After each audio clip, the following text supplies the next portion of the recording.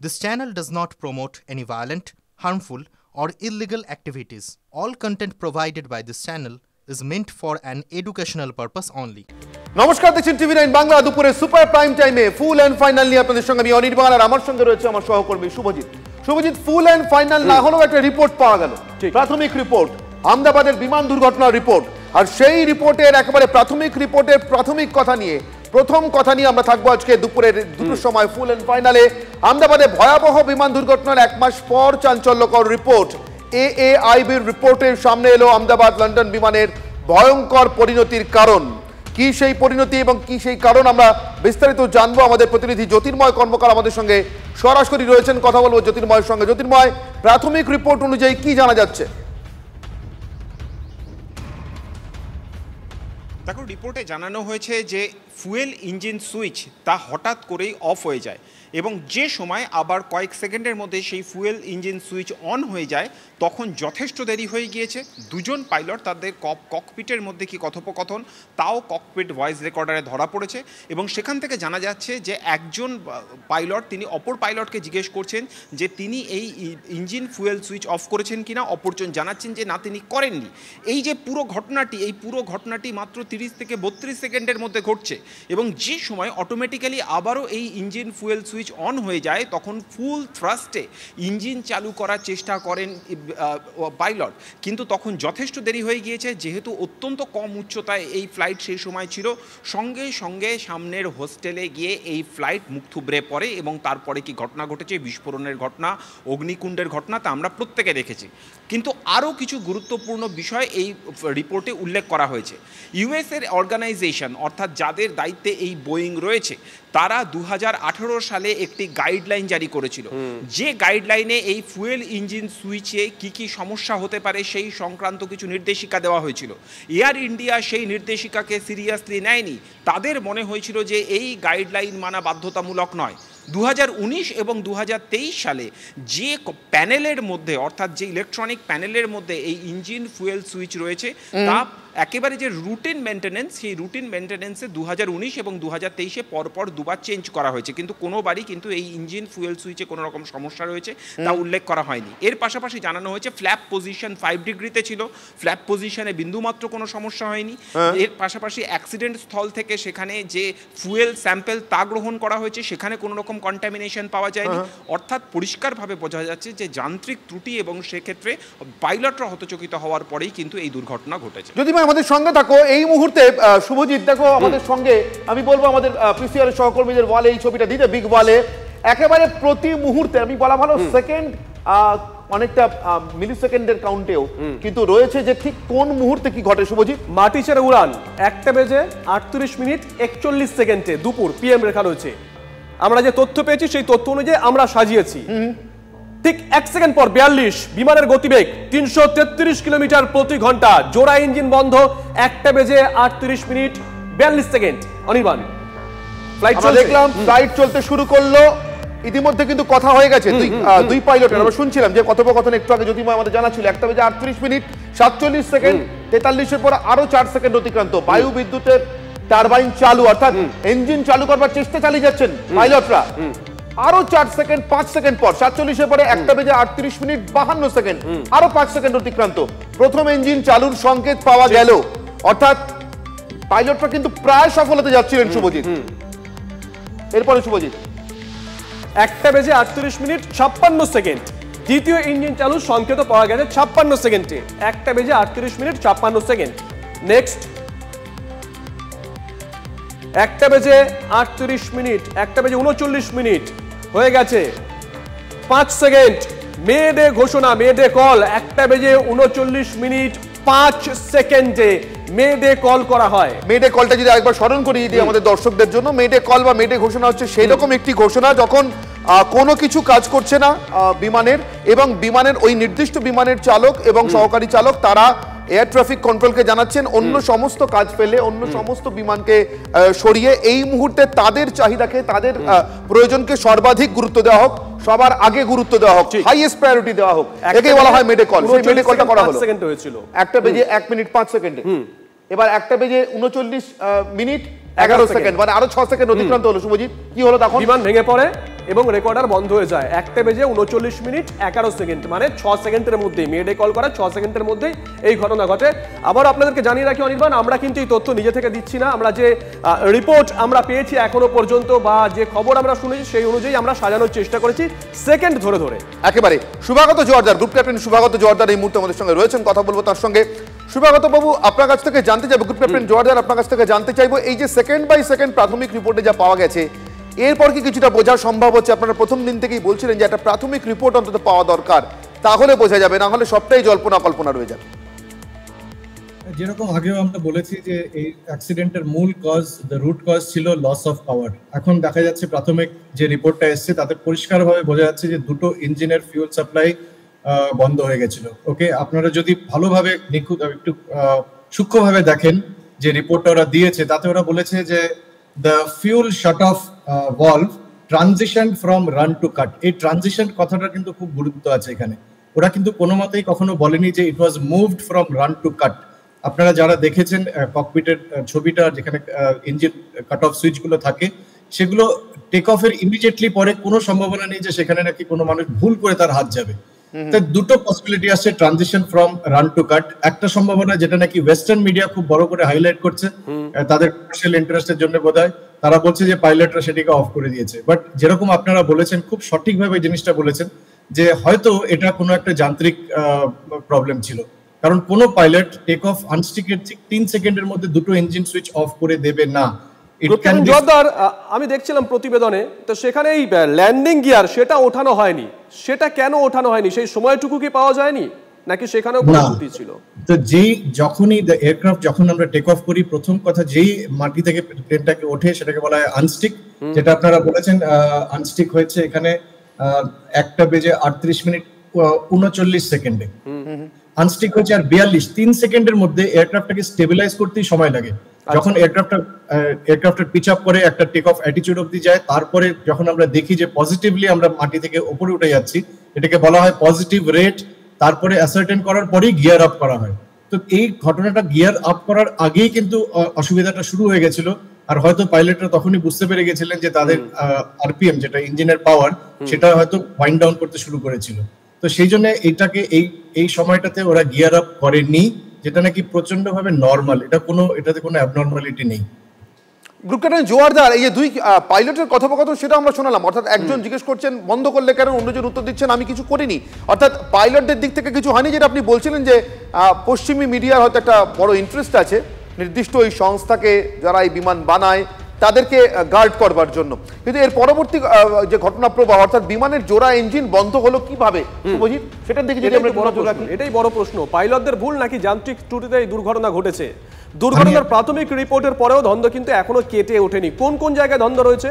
কমলেশ আমাদের সঙ্গে রয়েছেন টেলিফোনে, আমাদের সহকর্মী। কমলেশ, বিশেষজ্ঞরা কি বলছেন? তুমিও সকাল থেকে একাধিক বিশেষজ্ঞের সঙ্গে কথা বলেছো, দ্বন্দ্ব কোন কোন জায়গায়?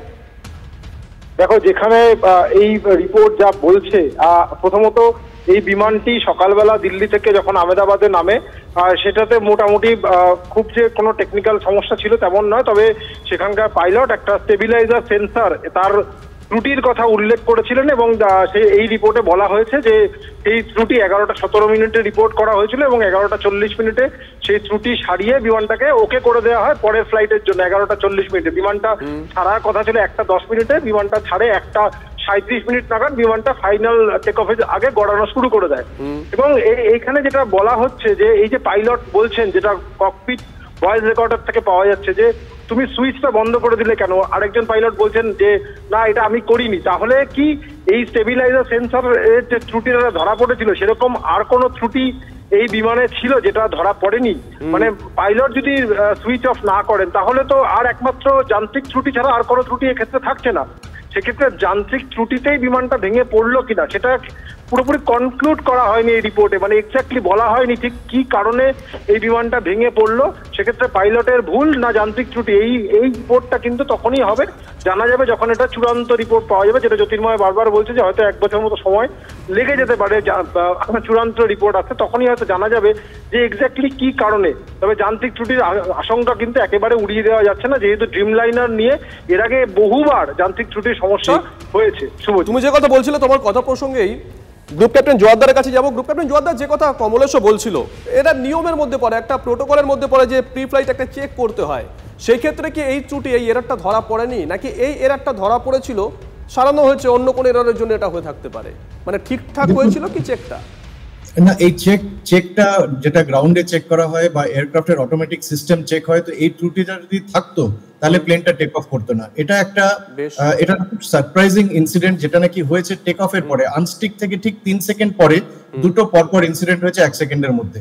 আর যেটা এখনো ওরা রিলিজ করেনি আপনাদের ইনভেস্টিগেশন এজেন্সি, তারা পুরো ককপিট ভয়েস রেকর্ডারের ফুল ট্রান্সক্রিপ্টটা দেয়নি, তারা খালি একটা পোর্শন আমাদেরকে হাইলাইট করে দিয়েছে, যেখানে নাকি একজন পাইলট জিজ্ঞেস করছেন তুমি এটাকে অফ করলে কেন, আরেকজন বলছে আমি করিনি। হ্যাঁ, তো এই জিনিসটা যখন পুরো আরটি ট্রান্সক্রিপ্টটা বেরোবে, এর মধ্যে আরো অনেকগুলো ইন্ডিকেশন আসবে। যখনই এরকম একটা যান্ত্রিক গন্ডগোল, তখন ককপিটে ওয়ার্নিং শুরু হয়ে যায়, ওয়ার্নিং লাইট এসে যায়, এটা একটা ক্রিটিক্যাল ক্যাটাস্ট্রফিক ওয়ার্নিং। তো এই জিনিসগুলো যতক্ষণ পুরো আরটি ট্রান্সক্রিপ্ট না আসছে, এটা বোঝা খুব মুশকিল।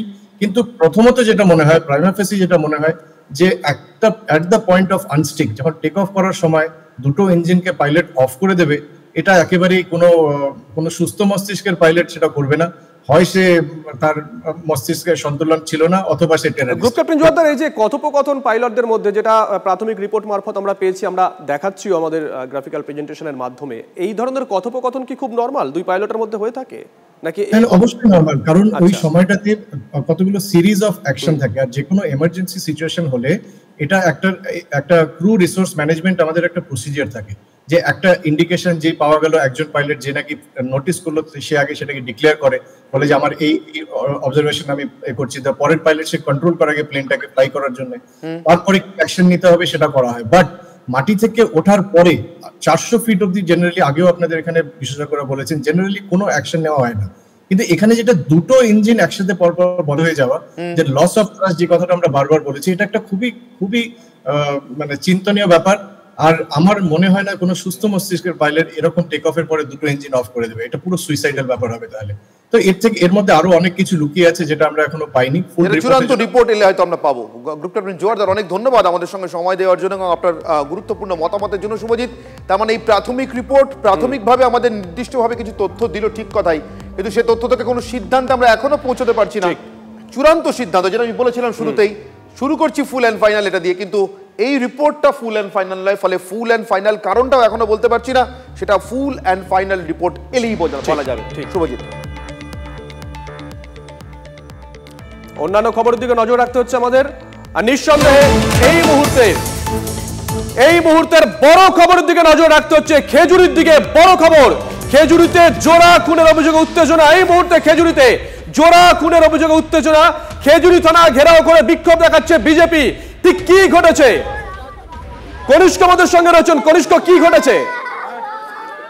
দেখো শুভ, মূলত খেজুরি 2 নম্বর ব্লকের পূর্ব ভ্রমণবাড়ি এলাকায় দুজন বিজেপি কর্মী দেহ উদ্ধার ঘিরে রীতিমতো চাঞ্চল্য ছড়ায় এবং কার্যত পুরোপুরি অভিযোগটা তৃণমূলের দিকে, তৃণমূল আশ্রিত দুষ্কৃতীদের দিকে, অন্তত বিজেপি নেতৃত্ব, স্থানীয় নেতৃত্ব এবং পরিবারের পক্ষ থেকে যেটা অভিযোগ করা হচ্ছে, যে মূলত এই যে বিজেপি কর্মী যে দেহ উদ্ধার হয়েছে তাদেরকে রীতিমতো পরিকল্পনা করে খুন করা হয়েছে, এমনটাই কিন্তু অভিযোগ। যদিও সমগ্র ঘটনার পেছনে পুলিশের যে সূত্র সেটা বলছে যে বিদ্যুৎপৃষ্ট হয়ে মৃত্যু হয়েছে। সমগ্র ঘটনার জেরে কিন্তু এলাকা, খেজুরির বিভিন্ন এলাকায় স্থানীয় মানুষ কি বলছিলেন, স্থানীয় মানুষরা কি জানাচ্ছেন? এরা কি পরিচিত বিজেপি কর্মী, এলাকাতে বিজেপি করে প্রত্যেকদিন বা দলের মিটিং মিছিলে দেখা যায়? স্থানীয় বিজেপি নেতৃত্ব যেমনটা দাবি করছেন, যেহেতু খেজুরি বিধানসভাটা বিজেপির জয়ের প্রেস্টিজ আর খেজুরি 2 নম্বর পঞ্চায়েত সমিতি বা যে এলাকায় ঘটনাটা ঘটেছে সেটাও পঞ্চায়েতটা বিজেপির দখলে। ফলে সাধারণত এই যে কর্মী যারা রয়েছেন, যাদের মৃত্যু হয়েছে, তারা বিজেপির সাধারণ কর্মী, প্রতিদিন সক্রিয়ভাবে বিজেপিতে না করলেও তারা বিজেপির সমর্থক বলে এমনটাই স্থানীয় নেতৃত্বরা দাবি করেছে। মূলত সেই ঘটনাকে নিয়ে কার্যত বিজেপি কর্মীরা মাঠে নেমেছে এবং এই ঘটনাকে জেরে পূর্ব বিদ্যুৎ স্পৃষ্ট হওয়ার অভিযোগটা আসছে, অর্থাৎ বিদ্যুৎ স্পৃষ্ট হয়েছে এই তথ্যটাও আসছে, এটার বিষয়ে তোমাকে জিজ্ঞাসা করব। তুমি এলাকায় পৌঁছে এরা বিদ্যুৎ স্পৃষ্ট হতে পারেন এমন কোন সম্ভাবনা আশেপাশে দেখেছো? দেখো, এলাকায় একটি মেলা চলছিল, যেমনটা পুলিশ সূত্র দাবি করছে এবং স্থানীয় মানুষজন যেটা জানাচ্ছেন যে এলাকায় একটি মেলা চলছিল। ফলে সেই মেলা থেকে ফেরার পরে বিদ্যুতের তার ছিঁড়েছে এবং সেখান থেকেই এরা তড়িতাহত হয়ে মৃত্যু হয়েছে বলে এমনটাই। এরকম কোনো খোলা বিদ্যুতের তার রাস্তায় পড়ে আছে বা ঝড়ে ছিঁড়ে পড়েছে, বৃষ্টির সময় কোনো জমা জল সেটা বিদ্যুৎ স্পৃষ্ট হয়েছিল, এরকম কিছু কি এলাকায় চোখে পড়লো? স্থানীয় মানুষজন যেটা জানাচ্ছেন, মেলাতে প্রচুর মানুষের ভিড় হয়েছিল, ফলে সেই জায়গাতে তার ছিঁড়ে পড়তে পারে এরকম একটা সম্ভাবনা। যদিও ভোর রাতের ঘটনা, প্রত্যক্ষদর্শী তারা পড়তে পারে সম্ভাবনা, কিন্তু এরকম কেউ দেখেননি চোখে, যেটা পুলিশের অনুমান বলে তুমি জানাচ্ছ। কনিষ্ক, তোমার কাছে অনুরোধ রইল আরো খতিয়ে স্থানীয় মানুষের সঙ্গে কথা বলে সত্যি যদি বিদ্যুতের তার এরকম ছিঁড়ে পড়ে থাকে তাহলে নির্দিষ্টভাবে সেই তারে বিদ্যুৎ সংযোগ বন্ধ করবার জন্য স্থানীয় ইলেকট্রিক সাপ্লাইয়ের কাছে খবর যাবে, কেউ না কেউ খবর দেবেন, তারা ছুটে আসবেন।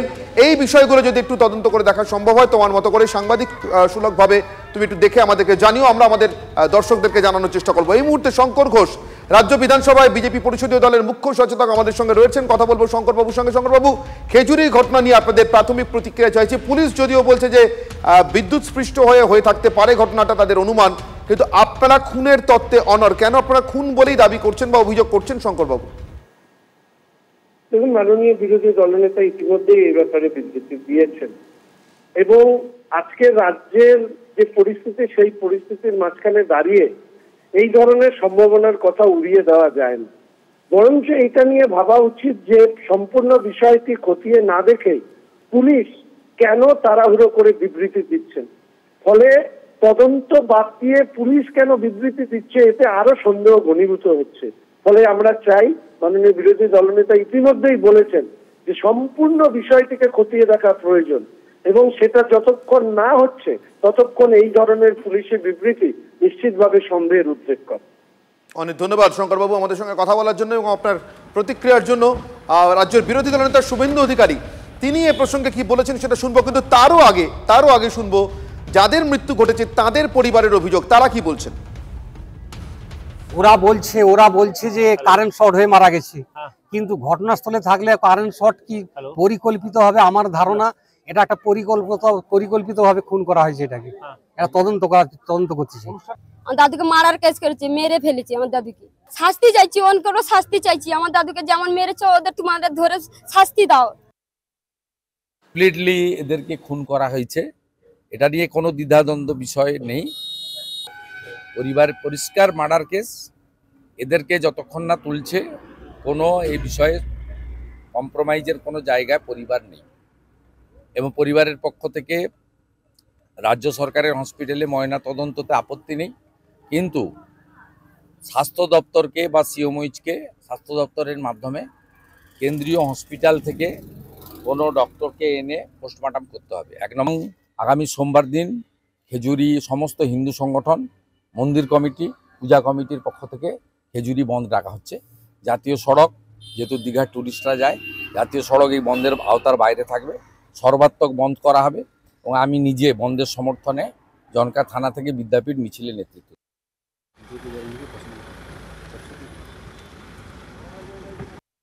অভিযোগ সম্পূর্ণ অসত্য এবং ভিত্তিহীন।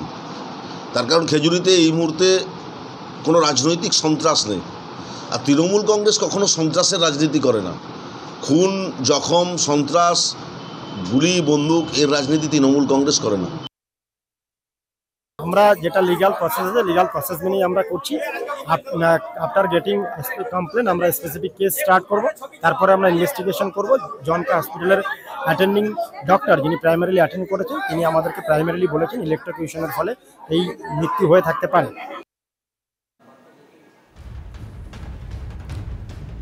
চলে আসবো পরবর্তী খবরে। দিলীপ ঘোষ আপনারা জানেন, সুকান্ত মজুমদার এবং শ্রমিক ভট্টাচার্য, আমরা গতকাল পর্যন্ত বলেছি রাজ্যের বিজেপির ত্রয়ী 3 দিন দিল্লিতে ছিলেন। 3 দিন দিল্লি সফরে নির্দিষ্টভাবে কার সঙ্গে দেখা করলেন দিলীপ ঘোষ? এই ত্রয়ীর মধ্যে দিলীপ ঘোষকে ঘিরে সব থেকে বেশি কৌতূহল ছিল, তার কারণ দিলীপ দিল্লি যাওয়ার আগে দিল্লি গিয়েও নানান এমন মন্তব্য করেছেন যাতে জল্পনা বেড়েছে, বই কমেনি। নতুন কোনো দায়িত্বে দেখা যেতে পারে কি দিলীপ ঘোষকে? খোলসা করলেন না দিলীপ নিজে। সূত্রের খবর, শিবপ্রকাশ এবং বিনোদ তাওরে ছাড়া আর কোনো উল্লেখযোগ্য বড় নেতার সঙ্গে এই যাত্রা দেখা হয়নি দিলীপ ঘোষের। দল চাইলে সব জায়গায় গিয়ে পুরনোদের বলবেন সবাই একসঙ্গে লড়ুন, নেতৃত্বকে বার্তা দিয়ে ইতিমধ্যে জানিয়েছেন বিজেপি নেতা। বর্তমান পরিস্থিতি নিয়ে কোন রকম কোনো আলোচনা হলো? হয়েছে, অনেকের সঙ্গে আলোচনা হয়েছে। সাংগঠনিক বিষয়ে কোনো আলোচনা? না, সংগঠন আমি দেখি না, সংগঠনের ব্যাপারে ওনারা জিজ্ঞেস করেছেন, আমি জানিয়েছি। দিলীপ ঘোষ মাঝে মধ্যে পোস্ট করেন, এইরকমই একটি পোস্ট এর আগে আমরা প্রশ্ন তুলেছিলাম, সেই পোস্ট দেখিয়ে দিলীপ ঘোষের নেতা কি শুধুই শ্রমিক ভট্টাচার্য? তার নেতৃত্বের কথা বলেছিলেন দিলীপ বাবু। বিরোধী দলনেতাকে দল সরাতে পারে যখন তখন, টিভি9কে দেওয়া এক্সক্লুসিভ প্রতিক্রিয়ায় দাবি করেছেন বিজেপি নেতা। শুভেন্দু অধিকারীর নেতৃত্বে কি অনাস্থা তাহলে? প্রশ্নের উত্তরে শুধু শ্রমিকে আস্থা প্রকাশ দিলীপ ঘোষের। কালকে বিরোধী নেতা পরিবর্তন হতে পারে, তাকে হয়তো বড় দায়িত্ব দিয়ে পাল্টে দিল, সেই জন্য তিনি বিধানসভার নেতা আমাদের, আর তিনি তো মাস লিডার আছেন, কিন্তু পার্টির ব্যাপারে সিদ্ধান্ত নেওয়ার সম্পূর্ণ অধিকার আছে রাজ্য সভাপতি, তার প্রতি সবার আস্থা থাকা উচিত, এটাই পার্টির নিয়ম। পার্টিতে যেমন আমাদের ক্রিকেট টিমে অনেক পুরনো প্লেয়ার আছেন, আজকে টেস্ট খেলছে ভারত ইংল্যান্ডে গিয়ে, তার লিডারকে একদম কম বয়সী ছেলে, যে 25 বছর বয়স, সে হচ্ছে নেতা, কারণ তার পারফরমেন্স, তার কাজ করার, লড়ার মানসিকতা, তার নেতৃত্বে 35 বছরের বয়স্ক ক্রিকেটাররা আছেন, তারাও কেউ ক্যাপ্টেন ছিলেন আর সম্পূর্ণ দিচ্ছেন। তো পার্টি যাকে নেতা ঠিক করেছে সে আমাদের নেতা। আমরা আর তো আমি একদিন ক্যাপ্টেন ছিলাম, আমি একজন সেই পার্টি টিমের খেলোয়াড়। দিলীপ ঘোষ যখন এই কথা বলছেন তখন তৃণমূল কংগ্রেস নেতারা এর মধ্যে কোনো রকম রাজনৈতিক সমীকরণ খুঁজবেন না, তা হতেই পারে না। জয়প্রকাশ মজুমদার কি বলেছেন শুনুন।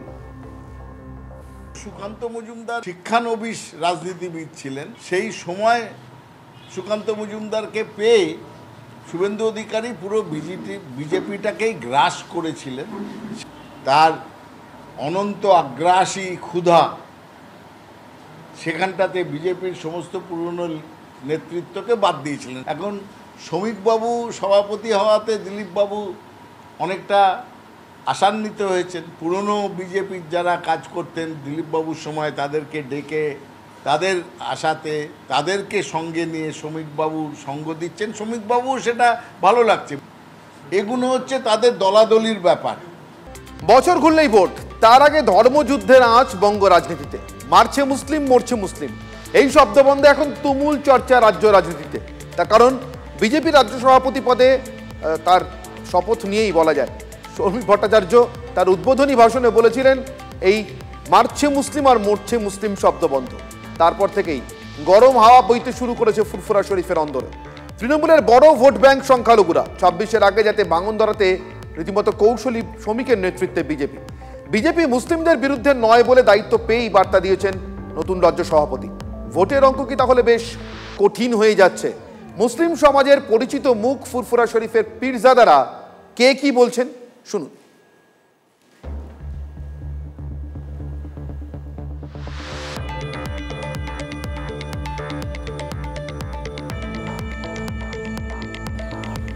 মরছে কে? মুসলমান। মারছে কে? মুসলমান। বিগের ময়দান ভাড়াবে কে? মুসলমান। শহীদ মিনার ময়দান ভাড়াবে কে? মুসলমান। বাঁশ নেবে কে হাতে? মুসলমান। মারবে কাকে? মুসলমান। আর পদের বেলায় উপ মানে উপপ্রধান, সভাপতি সিট দেওয়া হবে না। এরা তেজপাতার জাত, যে কোনো রান্না করতে গেলে তেজপাতা দিয়ে রান্নাটা খুশবু করে নেবে, আর বাকি পাতে আসবে এখন ওটা চুষে ছিপে করে ফেলে দেবে। মুসলমানদের তো তেজপাতার জাত মনে করে। তহা সিদ্দিকী বলবেন না, নওশাদ বলবেন না, তাও তো হয় না। সংখ্যালঘু তোষণের নামে শোষণের অভিযোগ করে সরব হয়েছেন পীরজাদা এবং আইএসএফ এর বিধায়ক নওশাদ সিদ্দিকী। তার দাবি তৃণমূল সংখ্যালঘুদের ভোটার হিসেবে দেখে, মানুষ হিসেবে নয়। বিজেপির জুজু দেখিয়ে সংখ্যালঘুদের কাছ থেকে ভোট নেওয়া হচ্ছে। সংখ্যালঘুদের মূল স্রোতে আনলে ভোটে হিংসা ছড়াবে কে? অর্থাৎ হিংসা ছড়ানোর জন্যই সংখ্যালঘুদের ব্যবহার আর প্রয়োজনীয়তা, অভিযোগ নওশাদের। ছাগলের তৃতীয় সন্তান হলেও কিছুটা উপকৃত হতো সংখ্যালঘুরা।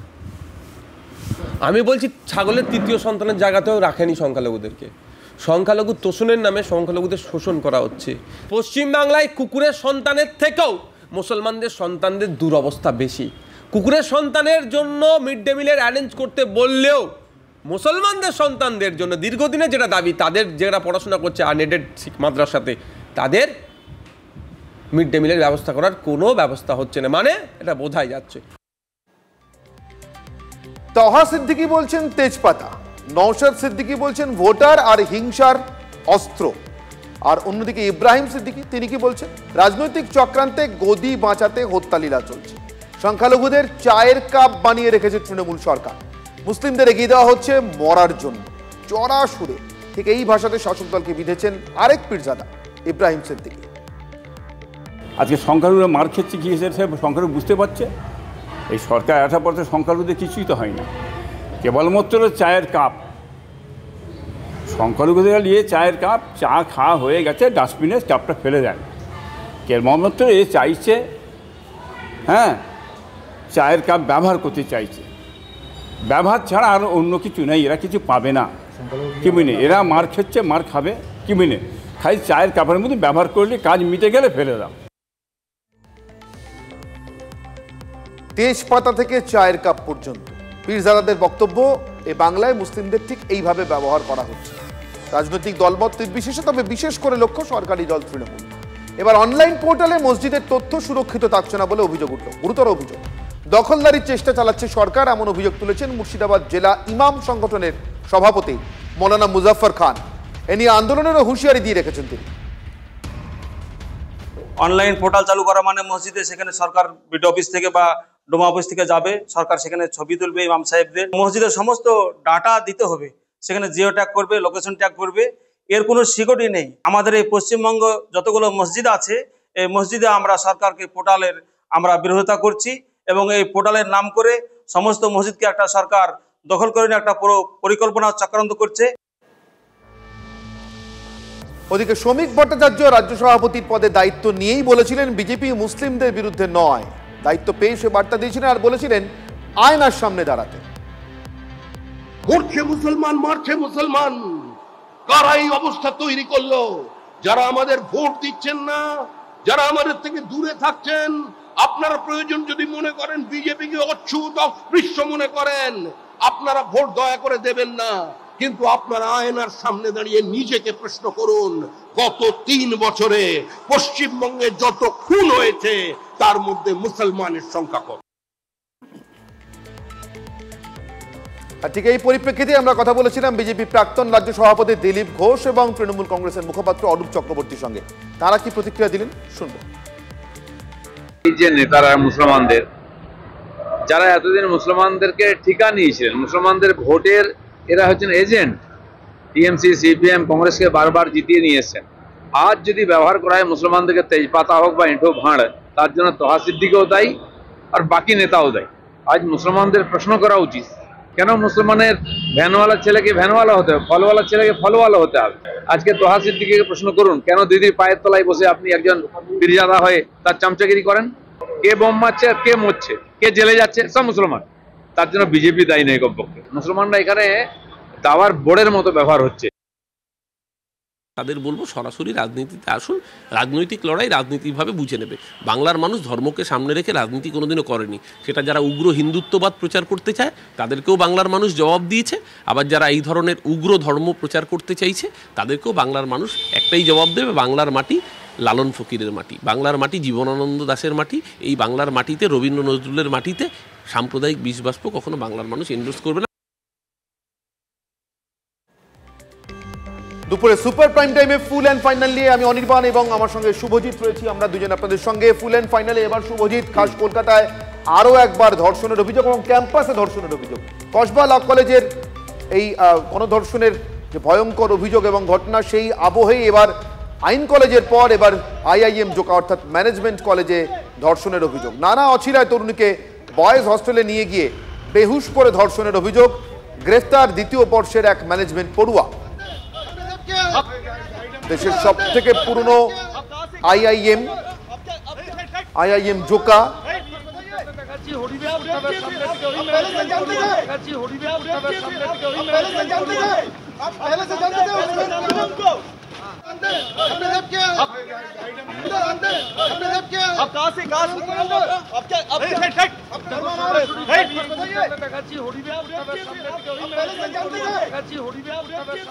দেশের সর্বপ্রথম IIM জোকা 1961 সাল থেকে যার পথ চলা শুরু, সেই IIM জোকার ক্যাম্পাসও এবার ধর্ষণের অভিযোগে রীতিমতো কলঙ্কিত হলো।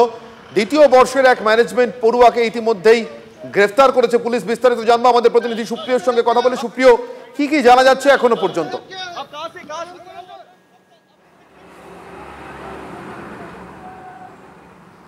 প্রথমেই যেটা বলবো যে কিছু সময় আগেই কিন্তু যে অভিযুক্ত যুবক বা দ্বিতীয় বর্ষের পড়ুয়া যাকে গ্রেপ্তার করেছে হরিদেবপুর থানার পুলিশ, তাকে থানা থেকে আলিপুর আদালতের উদ্দেশ্যে নিয়ে যাওয়া হয়েছে এবং সেক্ষেত্রে আমরা যেটা পুলিশ সূত্রে জানতে পারছি, তার বিরুদ্ধে যে ধারাতে মামলা রুজু করা হয়েছে ইতিমধ্যেই, সেই ধারাতে তাকে হেফাজতে চেয়ে পুলিশের তরফ থেকে আবেদন জানানো হবে। কারণ এখনও পর্যন্ত আরও জিজ্ঞাসাবাদের মধ্যে দিয়ে অনেক কিছু বিষয় স্পষ্ট হতে চাইছেন তদন্তকারীরা। কারণ অভিযোগকারিণী তরুণী যে অভিযোগ করেছেন যে গতকাল তাকে যখন ক্যাম্পাসে ডেকে পাঠানো হয়, সেক্ষেত্রে তাকে কাউন্সিলিংয়ের কথা বলা হয়েছিল এবং এই দ্বিতীয় বর্ষের পড়ুয়া ক্যাম্পাসের ভেতরে যখন তাকে নিয়ে যায়, সেক্ষেত্রে ক্যাম্পাসের ভেতরে ঢোকার ক্ষেত্রে যে গেটে রেজিস্টার বুক থাকে, ভিজিটার রেজিস্টার বুক, সেখানে কোনো রকম কোনো কিছু নথিবদ্ধ না করেই, অর্থাৎ ওই তরুণীর পরিচয় বা তিনি কোথা থেকে এসছেন, কোথায় যাবেন, কার সঙ্গে দেখা করতে যাবেন, তার ফোন নাম্বার, কোনো কিছুই নথিবদ্ধ না করেই তাকে ক্যাম্পাসের ভেতরে নিয়ে যাওয়া হয় এবং সেখানে নিয়ে গিয়ে তাকে কাউন্সিলিংয়ের জন্য যে জায়গাতে নিয়ে যাওয়া হবে বলেছিলেন, সেখানে না গিয়ে নানা অছিলায় তাকে বয়েজ হোস্টেলের কাছে নিয়ে যায় এবং সেখানে নিয়ে গিয়ে ভেতরে গিয়ে তাকে কিছু খাবার খাওয়ানো এবং পানীয় খাওয়ানোর পর তিনি অচৈতন্য হয়ে পড়েন, কিছুটা তন্দ্রাচ্ছন্ন হয়ে পড়েন এবং তারপরেই তার সেই সুযোগকে কাজে লাগিয়ে, আচ্ছন্নতার সুযোগকে কাজে লাগিয়ে তাকে ধর্ষণ করা হয় বলে এই তরুণী অভিযোগ করেছেন। এবং সেই অভিযোগের ভিত্তিতে আরেকটা বিষয় জানতে চাইবো, দেখো বেশ কয়েকটা জিনিস হতে পারে, মানে যেগুলো সম্ভাবনা হয়, ওই ছাত্র দ্বিতীয় বর্ষের ম্যানেজমেন্ট পড়ুয়া এতটাই প্রভাবশালী, সে হয়তো নিরাপত্তা রক্ষীদের বলেছিল যে কোনো রকম নাম লেখার এখানে দরকার নেই, অথবা নিরাপত্তা রক্ষীরা সেই সময় ছিল না, সেই ফাঁকে সেই সুযোগটাকে এই পড়ুয়া কাজে লাগিয়েছে। একাধিক সম্ভাবনা, এর বাইরেও অনেক সম্ভাবনা উঠে আসতে পারে। এখনো পর্যন্ত তদন্তে নিরাপত্তা রক্ষী কাউকে কি জিজ্ঞাসাবাদ করা হয়েছে?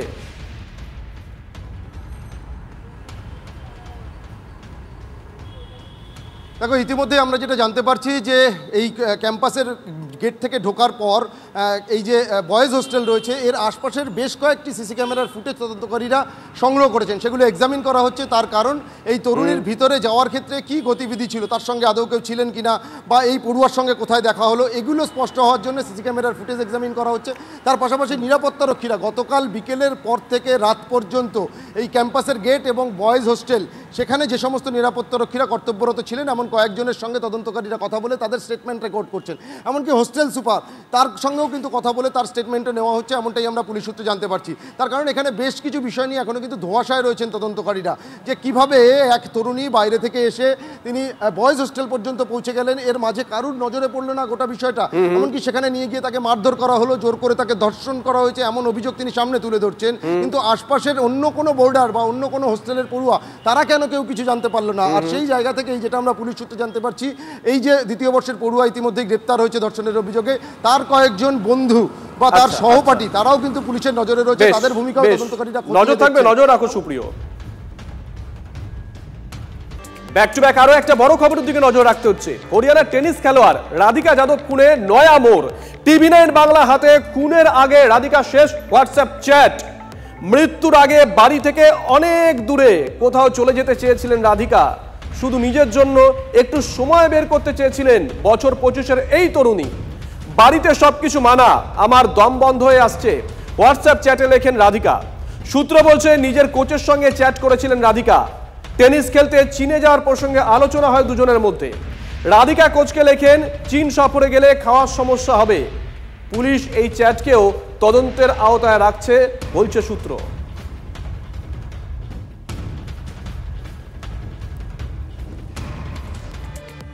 হরিয়ানার টেনিস খেলোয়াড় খুনে এবার মুখ খুললেন রাধিকা যাদবের প্রাক্তন কোচ অঙ্কিত প্যাটেল। কোভিডকালে রাধিকাকে ট্রেনিং দেন অঙ্কিতই। তার দাবি রোজই মেয়েকে সঙ্গে করে নিয়ে আসতেন বাবা। শুধু তাই নয়, ট্রেনিং চলাকালীন বাবা ঠাই বসে থাকতেন মাঠের পাশে। পুলিশি তদন্তে প্রকৃত সত্যি সামনে আসুক, TV9 বাংলাকে বললেন রাধিকার কোচ। यहीं पर फर्स्ट फ्लोर में राधिका रहती थी। उसके चाचा कुलदीप यादव की तरफ से जो एफआईआर दर्ज कराई गई है, उसके मुताबिक उसके जो पिता हैं उन्होंने ही उसको गोली मारी है और कमर पर उसके गोली मारी गई। और आपको बता दें किचन में उस वक्त वो सुबह 10:30 बजे की घटना है, उस वक्त वो किचन में अपनी माँ के लिए खाना बनाने गई थी क्योंकि माँ का बर्थडे था, इस वजह से वो उस वक्त खाना बना रही थी और उसी वक्त पिता जो हैं आते हैं और गोली मार देते हैं। माँ का कहना है कि वो बीमार थी और उनको बुखार था, इस वजह से उनको कुछ भी पता नहीं चल पाया। जो कि एफआईआर में लिखा हुआ है उसके मुताबिक ये है। चाचा ने जो कि बताया कि जब धमाके की आवाज़ उन्होंने सुनी तो वो ऊपर गए तो देखा कि किचन में जो है वो राधिका पड़ी हुई थी खून से लथपथ। तो उन्होंने पता किया, बातचीत की तो पता चला कि पिता ने उसको जो है वो गोली मार दी है। उसका कारण पिता ने बताया कि वो लोग कहते थे कि वो अपनी एकेडमी चलाती है और उससे वो काफ़ी कुछ रुपए कमाती है और लोग बोलते हैं कि उसके पिता जो हैं वो उसकी कमाई खा रहे हैं। ये बात उनको नागवार गुजर रही थी, इससे वो काफ़ी परेशान थे, इस वजह से उन्होंने गोली मार दी। मसला लिया था उस समय कितने अमनेशन खरीदे थे, वो अमनेशन ने जो हमारे 6 बरामद हुए हैं, बाकी बरामद करनी है। रिमांड पर भेजा। अब कितने दिन की रिमांड मिली है? 1 दिन का मिला है। 1 दिन का। सर क्या कुछ रिकवरी करनी है या कहानी जो ये अमनेशन रिकवर करना है? एमिनेशन कहाँ फेंका है, सब बताया अभी तो कुछ? इसके इनकी जमीन है कासम गाँव में, वहाँ से लेकर आना है। হরিয়ানার টেনিস খেলোয়াড় খুনে এবার মুখ খুললেন রাধিকা যাদবের প্রাক্তন কোচ অঙ্কিত প্যাটেল। কোভিড কালে রাধিকাকে ট্রেনিং দেন অঙ্কিতই। তার দাবি রোজই মেয়েকে সঙ্গে করে নিয়ে আসতেন বাবা। শুধু তাই নয়, ট্রেনিং চলাকালীন বাবা ঠাই বসে থাকতেন মাঠের পাশে। পুলিশি তদন্তে প্রকৃত সত্যি সামনে আসুক, টিভি9 বাংলাকে বললেন রাধিকার কোচ।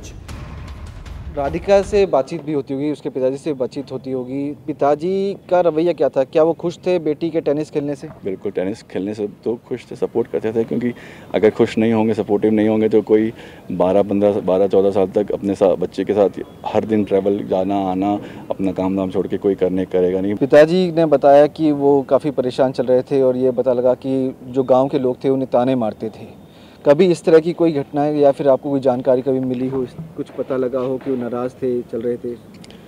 सुना ज़रूर है, बट जो भी है जैसा भी है वो सुनी सुनाई बातें हैं। मेरे को कोई 100% श्योरिटी इसमें नहीं है, बट ऐसा ज़रूर सकता है।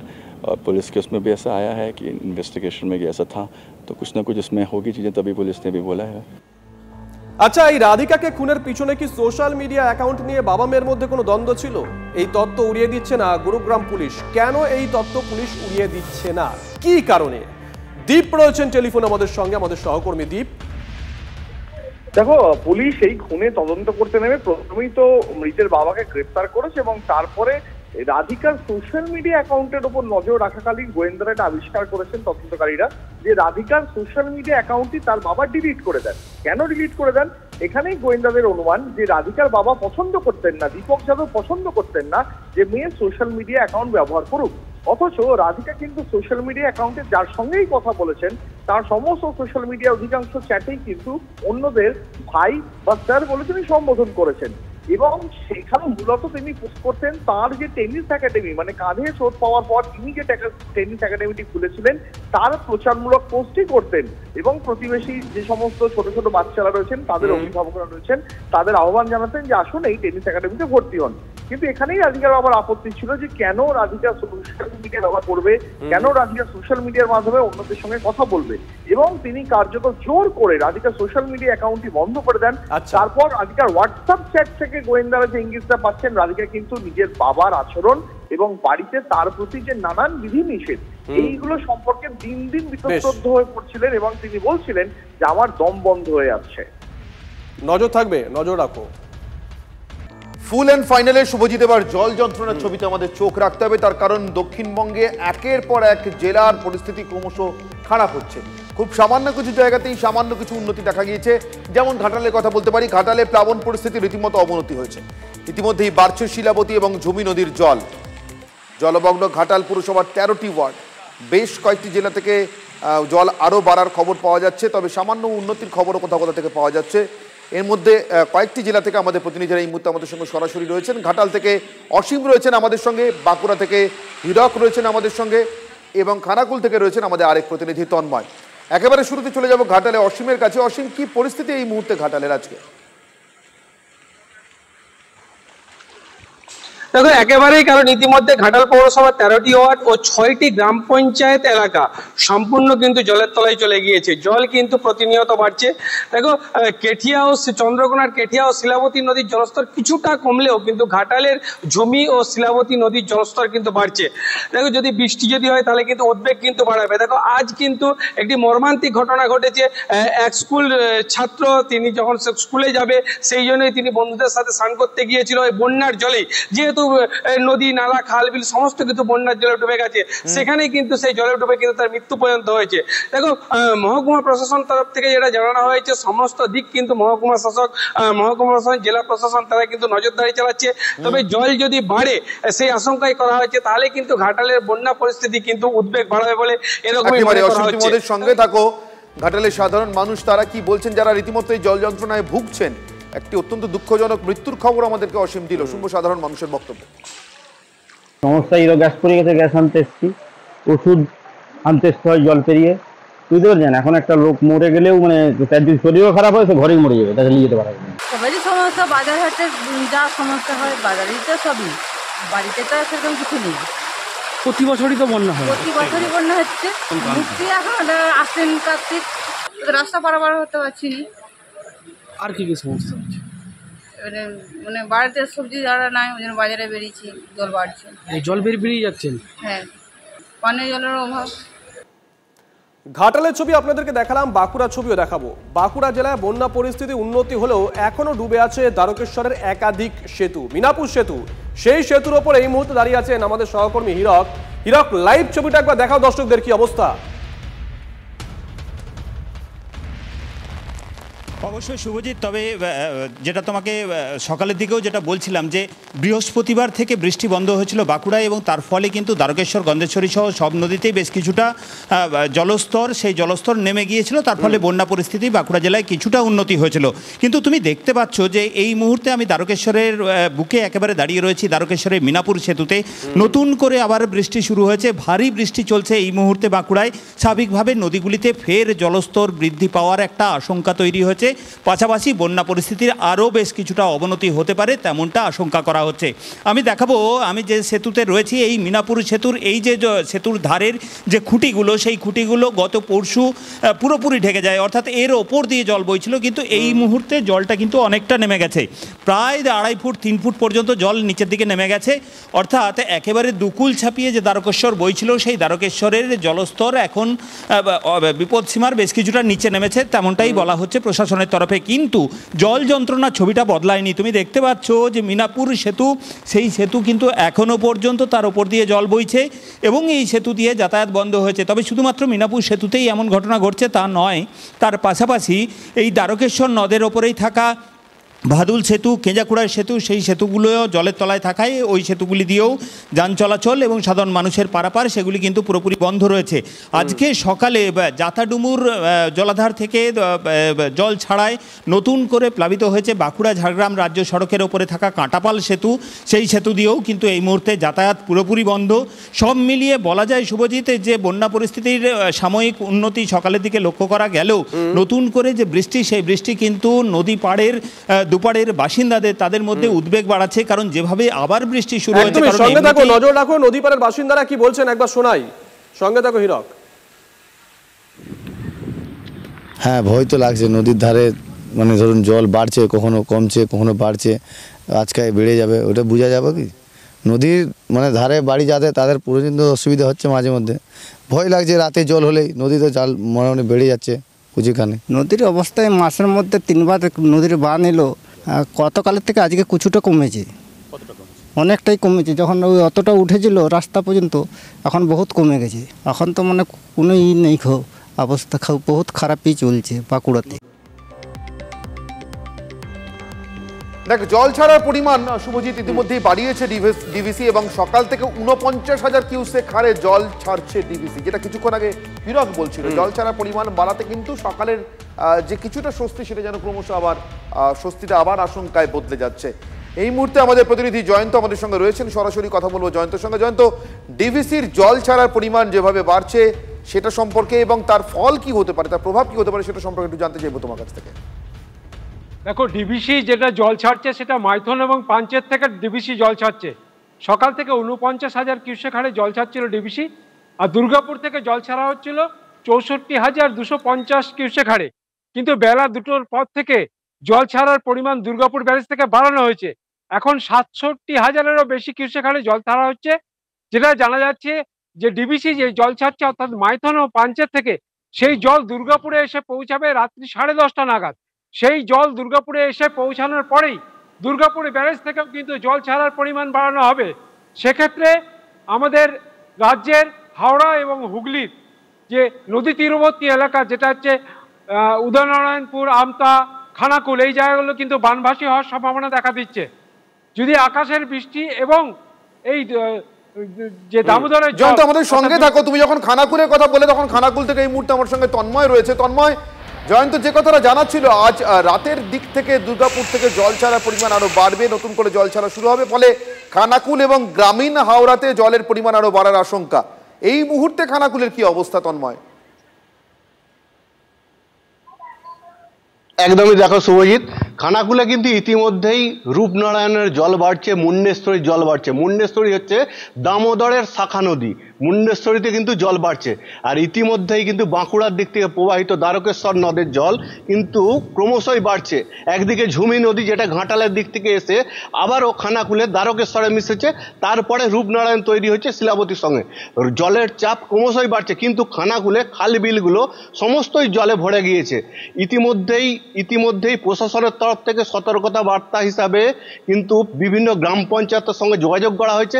কিন্তু ডিবিসির জল ছাড়া যদি আরও পরিমাণ বাড়ায়, সেক্ষেত্রে কিন্তু খানাকুলের অবস্থা আরও খারাপ হবে, এটা বলাই যায়। কিন্তু দ্বারকেশ্বরের নদীর যে হরপা যে জলটি আসে, সেই জলই কার্যত খানাকুলকে ভাসিয়ে দেয়। কারণ এই যে হড়পা জলের চাপ, যেটা খানাকুল সহ্য করতে পারে না, খানাকুলের যে বাঁধগুলো আছে, নদী বাঁধগুলো, সেটা সহ্য করতে পারে না। বাঁধ নিয়ে ইতিমধ্যেই কিন্তু স্থানীয় মানুষজনের ক্ষোভ আছে। এই বাঁধগুলোই এখন দেখার কতটা রক্ষা করে এই দ্বারকেশ্বর। ধন্যবাদ তন্ময়, হীরক এবং জয়ন্ত, তোমাদেরকেও ধন্যবাদ। আমাদের সঙ্গে একেবারে শুরুতে ঘাটাল থেকে অসীম ছিল, অসীমকেও ধন্যবাদ। সার্বিকভাবেই রাজ্যের জল পরিস্থিতি কিন্তু, অর্থাৎ জল যন্ত্রণার পরিস্থিতি কিন্তু রীতিমতো খারাপ হচ্ছে, ক্রমশ খারাপ হচ্ছে। রাস্তা ডুবেছে জলে ইতিমধ্যে বিভিন্ন এলাকাতে। একই ছবি বসিরহাটেও, যাতায়াতে ভরসা বসিরহাটে কলার ভেলা, বাচ্চাদের স্কুল যাওয়া থেকে বয়স্কদের নিয়ে যাওয়া ভেলাই ভরসা। বসিরহাট 2 নম্বর ব্লকের চাপাপুকুর গ্রাম পঞ্চায়েতের চকফারসাদপুর এবং দাসপাড়া এলাকার বাসিন্দাদের বর্ষা মানেই তাদের কাছে জল যন্ত্রণা হয়ে দাঁড়িয়েছে। কোথাও হাঁটু জল, কোথাও কোমর পর্যন্ত জল, অনেক বাড়িতেও ঢুকছে জল। কবে এই জল যন্ত্রণা থেকে মুক্তি মিলবে প্রশ্ন তুলেছেন বাসিন্দারা। জলের সমস্যা প্রতি বছর এরকম থাকে, এবার রাস্তায় উঠেছে, আর না হলে আমাদের এরকমই থাকে। ভেলাই করে যেতে হচ্ছে, জল আনতে হচ্ছে, বাচ্চাদের স্কুল নিয়ে যেতে হচ্ছে, বাচ্চারা ভয় পাচ্ছে। সাপ পোকামাকড় উপদ্রব, সে তো অবশ্যই আতঙ্কে আছি। তো ঘরে চারপাশে জল থই থই করছে, হাঁটুর উপর অব্দি, আমাদের হাঁটুর উপর অব্দি। প্রত্যেক বছর হচ্ছে এই বাচ্চারাও তো ভয় পায়, সাপ পোকামাকড়ে ভয় থাকতে পারে। পোকামাকড় সবসময় কেঁচু সব সাপটা বোধ সব ভর্তি, সাপ ঘরের মধ্যে ঘুরতে, কিছু করার নেই। আর এই মুহূর্তে আরো একটা বড় খবরের দিকে নজর রাখতে হচ্ছে। কলকাতা লর্ডসের মোড়ে উচ্ছেদ অভিযান ঘিরে ধুন্ধুমার। কলকাতা, দক্ষিণ কলকাতা লর্ডসের মোড়ে উচ্ছেদ অভিযান ঘিরে ধুন্ধুমার। সরকারি জমি জবরদখল মুক্ত করতে গেলে বিক্ষোভ। কাদের জমি, কারা জবরদখল করে রেখেছিল, ছবিটা কি? সায়ন্ত আমাদের সঙ্গে লাইভে রয়েছে স্পট থেকে। সায়ন্ত, একদমই দেখো, তোমাকে সেই ছবিটাই দেখাতে বলবো যে কলকাতা পুলিশ, কলকাতা পুরসভার যৌথ উদ্যোগে এই দখলমুক্ত অভিযান চলছে, যেটা মূলত মুখ্যমন্ত্রী মমতা বন্দ্যোপাধ্যায় সম্প্রতি প্রশাসনিক বৈঠক থেকে তথ্য সংস্কৃতি দপ্তরের হাতে থাকা এই 29 কাঠা জমি দখলমুক্ত করার জন্য নির্দেশ দেন। বা দিনের পর দিন টালবাহানা চলছে, অবশেষে ফাইল নড়াচড়া করতেই ফের কলকাতা পুরসভা 8টি ডাম্পার, একটি জেসিবি এবং 2টো টেলিয়ান এনে পুরো তুমি দেখতে পাচ্ছ লর্ডসের মোড়ে যে 355 নম্বর প্রিন্স আনোয়ার শাহ রোড, এই ঠিকানার 95টি দোকান সম্পূর্ণ দেখো পুরো উচ্ছেদ করে দিয়েছে এবং সম্পূর্ণ ধূলিসাৎ করে দিয়েছে। এবং এই দখলমুক্ত অভিযান যখন করতে আসে তখন এখানকার ব্যবসায়ীরা ক্ষোভে ফেটে পড়েন। তাদের দাবি কোনো রকম নোটিশ ছাড়াই এই দখলমুক্ত অভিযান চলেছে এবং সেই জন্য তারা পুলিশ সামনে বিক্ষোভে ফেটে পড়েন। এবং তারপরই বিশাল পুলিশ ফোর্স আছে, তুমি দেখতে পাচ্ছ যে পুরুষ ব্যবসায়ীরা বা বিক্ষোভকারীরা কেউ আছেন যারা বিক্ষোভ দেখিয়েছিলেন? একটু কথা বলা যায় সম্ভব যেখানে আছো? একদম একদম, একদম একদম তাদের কাছে সরাসরি চলে যাব যে তাদের বক্তব্য কি, তাদের এখানে দীর্ঘদিন দোকান ছিল, আমি সরাসরি তাদের কাছে চলে যাব, আমি সরাসরি তাদের সঙ্গে কথা বলবো। আপনার তো এখানে মোট কটা দোকান ছিল এবং নোটিশ কি পেয়েছিলেন? এক সেকেন্ড আমার কোনো নোটিশ নেই, মুখে এসে বলে উনি 24 ঘন্টার মধ্যে কোনো সময় এসে বলেনি যে দোকান খালি করো আমরা ভাঙবো। সবজি দোকান ছিল। এটা কি বাংলা? সরকারের জায়গা আছে, ঠিক আছে, সরকার 50 বছর দিয়ে কোথা ছিল। মমতা বন্দ্যোপাধ্যায় বলেছিলেন তথ্য সংস্কৃতি দপ্তরের জমি দখলমুক্ত করতে হবে, আপনাদেরকে সেই মতো জানানো হয়েছিল? এখানে তো আগুনও লেগেছে। কিছু জানানো হয়নি, আগুন লাগিয়ে লাগানো হয়েছে, আগুন লাগেনি। সকালে কখন এসে 12টা নাগাদ এসে বলেছে, 12টা নাগাদ এসে ভাঙতে শুরু করে দিয়েছে, 1:30 2টা নাগাদ দিয়ে এসে কি সব, হ্যাঁ ডাইরেক্ট এসে গাড়ি ফাড়ি নিয়ে এসে কোনো কিছু বলিনি। কতগুলো দোকান ছিল, কত পরিবার রুজি রুটির উপর নির্ভর করতে এই দোকানগুলো থেকে একটু জানতে চাও না? ঘুরে গেল, 2টো নাগাদ আসলো। এখানে দোকান কত ছিল, কতগুলো পরিবার জড়িয়ে? এইখানে সব মিলিয়ে 95 খানা দোকান। কত পরিবার ভিতরে? কত পরিবার? থেকে 1000 পরিবার জড়িয়ে, 120 খানা দোকান আছে, তার থেকে ওখানে 1000 থেকে 2000 টাকা পরিবার জড়িয়ে আছে। আর এরা কোনো নোটিশ না দিয়ে 2টোর সময় আসলো, পুলিশ ফোর্স নিয়ে র্যাব নামিয়ে, আর পুলিশরা নিজের গায়ে ধাক্কা ধুক্কি দিয়ে শুরু করে দিল। ইচ্ছে করে আগুন লাগায়, ইচ্ছে করে খিদিরপুরে যে ঘটনাগুলো আছে জায়গায় জায়গায় দেখছেন, পুরো বাজারগুলো ইচ্ছে করে করছে। ওরা জানে আমরা থাকবো না, এত কাছিয়ে নিয়ে যাচ্ছে থাকতে থাকতে। শান্ত, নেতাদেরকে জানাননি, জনপ্রতিনিধি যারা কাউন্সিলর তাদেরকে এরা জানাননি যে এরকম করছে পুলিশ, যে অভিযোগগুলো আমাদের ক্যামেরার সামনে করছে, এটি জিজ্ঞাসা করো। এখানে তো কাউন্সিলর তৃণমূলের এবং তাদেরকে জানিয়েছিলেন? আমাদের লিখিত কোনো নোটিশ দেয়নি। জনপ্রতিনিধি জানতে পেরেছিল? জনপ্রতিনিধি এটা মমতা ব্যানার্জি জয় হচ্ছে, জয় এই বছর মমতা ব্যানার্জি জয় হচ্ছে। এটা তৃণমূলের জনপ্রতিনিধি জানতেন উনি, আপনারা জানিয়েছিলেন? সবাই জানে, আমাদের নোটিশ দেওয়া আছে, দেওয়া আছে। ওরা এই যে এখন যে চলছে জানিয়েছেন? এখন যে চলছে সেটা জানিয়েছেন কাউন্সিলর? এটা সব জানে, সব জানে না, সব জানে। কারেন্টের মিটার কেটে দিচ্ছি, জানে না? আমরা টিকিট দিয়েছিলাম, রিসিভ পাইনি, রিসিভ কপি আমাদেরকে দেয়নি। আমরা দিয়েছি কিন্তু রিসিভ কপি আমাদেরকে দেয়নি। আজকে সকালবেলা 10টায় বলছে যে আমরা পিছনে পরিষ্কার করবো, তোদের দোকান ভাঙবো না। কিন্তু আপনাদের কাছে এখানে দোকান চালাতেন তার ট্রেড লাইসেন্স বা যেটা বলছে দখল শান্ত, নজর রাখো, নজর থাকবে। ওখানকার যারা ব্যবসায়ী তারা বলছেন তারা দীর্ঘদিন ধরে ওখানে ব্যবসা করেন, হাজার হাজার পরিবার জড়িত আছে, কিন্তু কোনো রকম নোটিশ দেওয়া হয়নি সরকারের তরফ থেকে, কোনো আগাম নোটিশ দেওয়া হয়নি সরকারের তরফ থেকে। তারা উচ্ছেদ সম্পর্কে কিছুই জানতেন না, হঠাৎ করে দেখছেন পুলিশের তরফ থেকে এবং পুরসভার তরফ থেকে লোকজন গিয়ে তাদেরকে উচ্ছেদ করে দিচ্ছে।